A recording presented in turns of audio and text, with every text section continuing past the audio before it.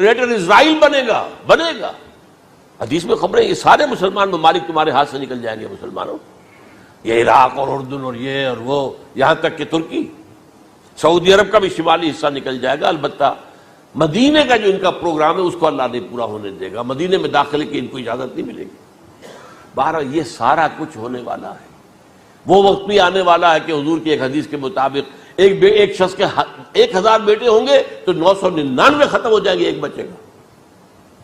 یہ وقت بھی آنے والا ہے کہ حضور فرماتے ہیں اتنی بڑی جنگ ہوگی، اتنی خوریزی ہوگی کہ پوری زمین اٹھ جائے گی لاشوں سے۔ تو پرندہ جو ہے کوئی، ایک تو پرندے ہوتے ہیں کہ جو مردار خور ہے، گدھ ہے، وہ تو بڑی خوشی سے اتریں گے، تناول فرمائیں گے لاشوں کو۔ اسی طریقے سے کوے ہیں، چیلے ہیں، لیکن جو نفاست پسند پرندے ہیں وہ لاش کے اوپر اترنا نہیں چاہتے۔ تو ایک پرندہ اڑتا چلا جائے گا، اسے کہیں زمین پر اترنے کی جگہ نہیں ملے گی، لاشیں ہی لاشیں ہوں گی، یہاں تک کہ وہ تھک ہار کر اس کی جو ہے پر جواب دے جائیں گے، گرے گا تو لاش پر گرے گا۔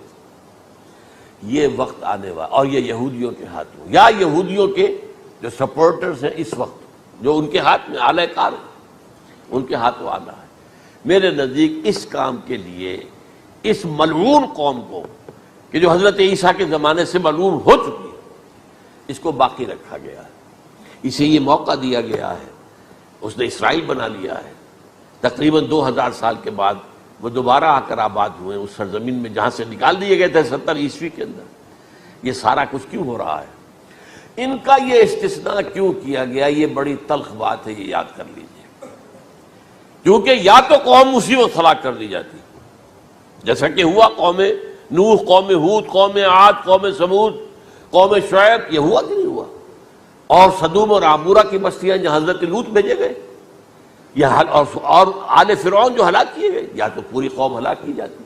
نہیں، یہ یوں سمجھیے کہ اس پورے معاملے کو درمیان میں سے ایک وقفہ دے دیا گیا، حضرت عیسیٰ کو اٹھا لیا گیا، اور حضرت عیسیٰ دوبارہ آئیں گے۔ یہ کیوں کیا گیا؟ اب اس میں بڑی تلخ بات آپ سے کہہ رہا ہوں، یہ آپ کے لیے قبول کرنا آسان نہیں، حلق سے نیچے اٹھنے کی مشکل سے۔ اس قوم کو زندہ رکھا گیا ہے جو ملعون اور مغضوب علیہم قوم ہے۔ سب سورہ فاتحہ میں مفسرین لکھتے ہیں ضالین، یہ نصارہ ہے، اور مغضوب علیہم یہ یہودی ہیں۔ اور قرآن کہتا ہے لعن الذین کفروا من اہل الکتاب علی لسان داؤد وعیسی ابن مریم، لعنت کی گئی ایک ملعون اور مغضوب قوم کے ہاتھوں آخری امت محمد، اور اس کا بھی بہترین حصہ، اس پر عذاب ان کے ہاتھوں آئے گا، اربوں پر عذاب یہودیوں کے ہاتھوں، اس لیے ان کو بچایا گیا۔ یہ میں نے کئی دفعہ واقعہ سنایا، مولانا اصلاحی صاحب بتایا کرتے تھے، کیونکہ وہ راجپوت تھے، یو پی کے راجپوت، مشرقی حصے کے، کہ ہمارے ہاں کوئی نوجوان اگر کوئی بڑی گری ہوئی حرکت کرتا تھا تو اس کے سر پر چمار کے ذریعے، چمار کے ہاتھوں جوتا لگوایا جاتا تھا۔ اگر راجپوت کے سر پر راجپوت کا جوتا گرا تو چلو تکلیف تو ہوئی، لیکن یہ کہ راجپوت کا جوتا گرا ہے نا، پڑا ہے، لیکن راجپوت کے سر پر چمار کا جوتا، جس کو آپ انگریزی میں کہتے ہیں to add insult to injury, وہ تکلیف بھی ہے جوتا کھانے کی، اور انسلٹ ہے کہ ایک چمار مار رہا۔